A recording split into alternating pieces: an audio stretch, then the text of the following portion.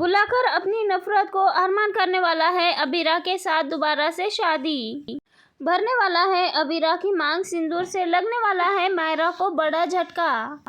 ये रिश्ता क्या कहलाता है का आने वाला एपिसोड होने वाला है बहुत ज़्यादा ज़बरदस्त।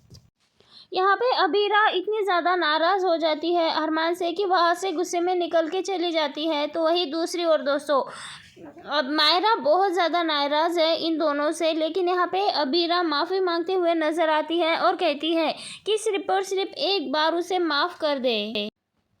यहाँ पे अबीरा माफ़ी मांग रही होती है, एक चांस मांग रही होती है, लेकिन मायरा इनकार कर देती है क्योंकि मायरा के अंदर अबीरा के लिए बचपन से ही इतनी ज़्यादा नफरत पनप रही है।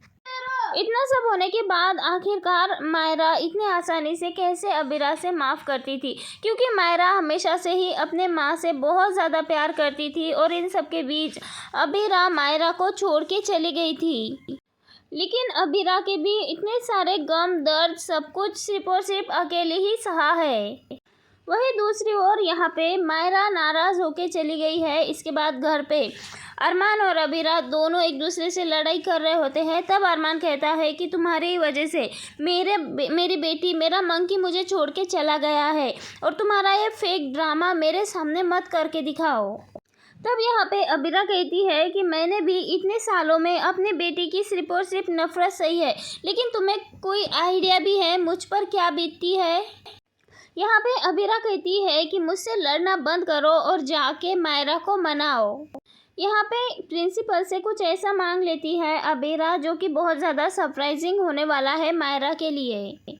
वही अबीरा के सर में अलमारी गिरने वाली होती है। तभी यहाँ पे अरमान कहता है कि तुम पागल हो क्या, अभी तुम्हारे सर में गिर जाता और तुम्हें कुछ हो जाता।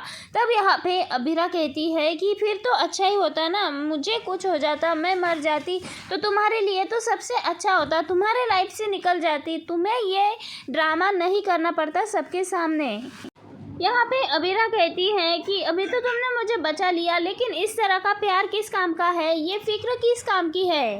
वैसे दोस्तों, हमने कहानी में देखा ही है हर बार विद्या की साजिशें ही यहाँ पे कामयाब हो जाती है। इन दोनों का प्यार तो हार जाता है, लेकिन विद्या की साजिशें चालाकी हर बार जीत जाती है, इन दोनों को अलग करने में कामयाब हो जाती है।